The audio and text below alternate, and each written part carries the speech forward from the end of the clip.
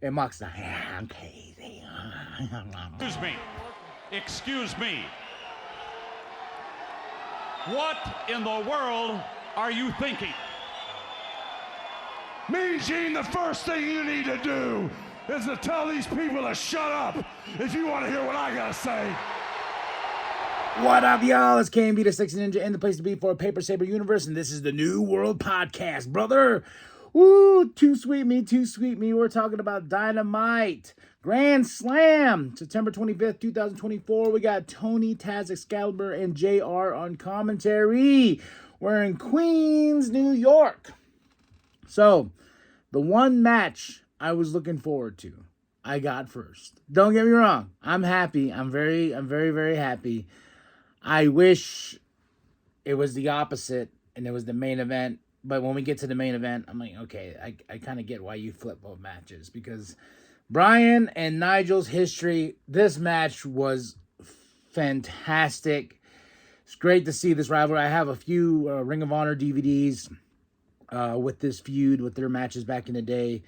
And the beautiful part about it was when Bryan got him in that submission and Nigel says, thank you. It like made my heart go, you know, it just made me just feel all the feelings inside. I was like, oh man, that is such great. Even the commentators like, did he say thank you? You know, it meant the world to me.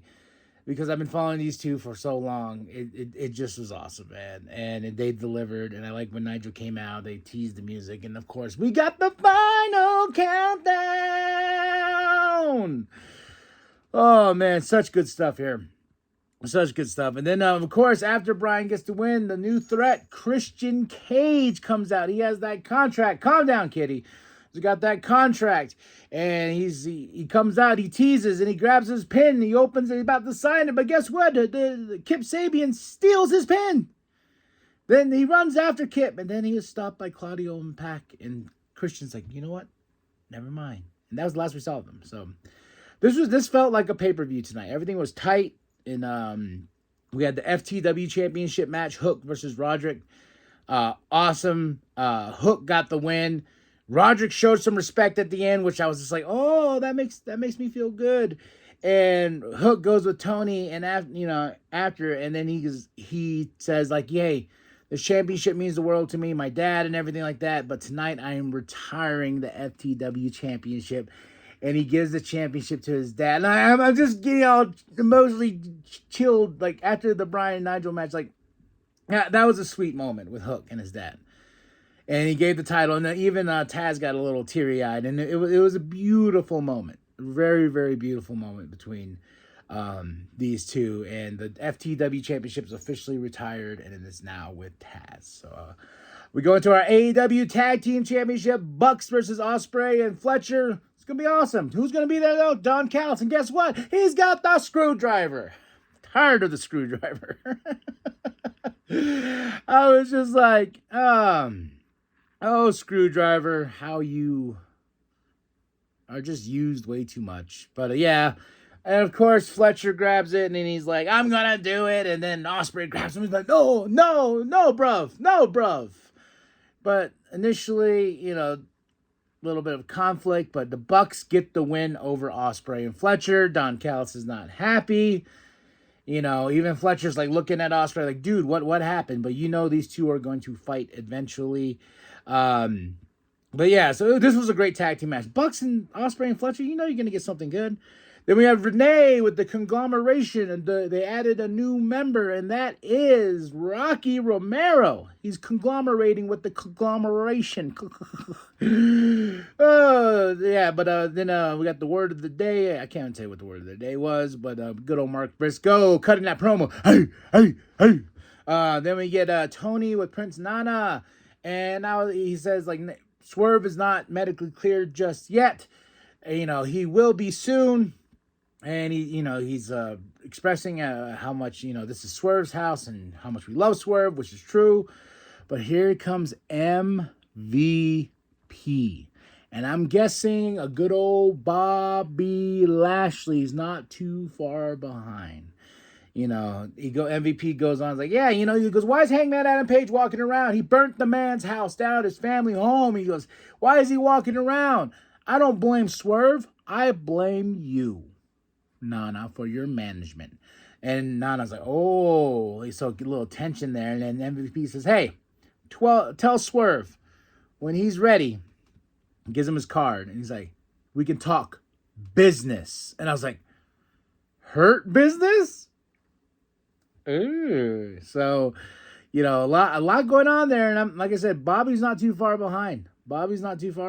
So, AEW Women's Championship, Mariah versus Yuka. It was an okay match. I was more interested after Mariah got the win.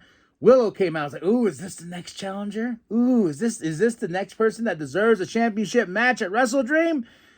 Well, I don't know. I got mixed signals here, because Mina comes out, and Mina's like, I don't know what's going on, And, of course, Mariah hits Willow, gets out of the ring. Yuka's mad and everything. She wants Mariah, and they leave. And I was like, so who's going to be challenging next? I want Willow, because I think Willow deserves a championship match. That's just me.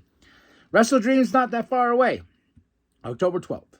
Now we go into our main event, which I could care less, but it was okay for what it was. Mox tried to kill Darby. The crowd chanted, you can't kill him. You can't kill him, and Mox tried. And like I said, this show was very tight, and it tight like a biker's leather pants. That's how tight this was. So, and it was a good show. Every single match, I would say the only match I was kind of on was the Mariah May. Mox was fun and everything like that. But yeah, he tried to kill Darby, but Mox gets the win, taking Darby's opportunity. I'm like, so I'm getting Moxley and Bryan Danielson. I know it makes sense in the Mox tried to kill Bryan with the bag and everything like that. But I'm like, I don't want to see Mox and Bryan. Bruh, I thought we could do something really cool with Bryan and Darby. But he's not a heel. Bryan's a fit. So, that's what I'm going to hear. It makes sense story-wise, and it does. I get it. I acknowledge that. I acknowledge that it makes sense that Mox took Darby's spot, but I think Darby deserves better than that. There we go. But, of course, after Mox gets the win, here comes Bryan, choking him, and then then Marina tries to pull him off, then Claudio and Pac pulls Bryan off, and then here comes Private Party, and then here comes Commander. Like, it's just a big ruckus, and then Bryan grabs that mic, and he's like, Mox, you want war? I declare war! I'm gonna knock your head in! Yeah, I was like, and Mox like, yeah, I'm crazy. But damn good. Dynamite Grand Slam, September 25th, 2024. Tony Taz Excalibur JR on commentary. My match of the night is Bryan and Nigel. In that moment, I want to watch it again. That moment where it says, thank you. Now we got Collision coming up, Grand Slam. Whoo! So good. Just got to get over that hurdle that's called Rampage. So, all right, y'all. That was some great stuff. Match of the night, like I said, Bryan and Nigel.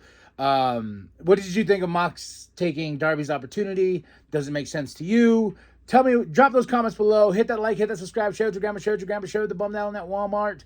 And remember that the New World Podcast is for life, bro. Allow me to reintroduce myself. My name is M to the VP.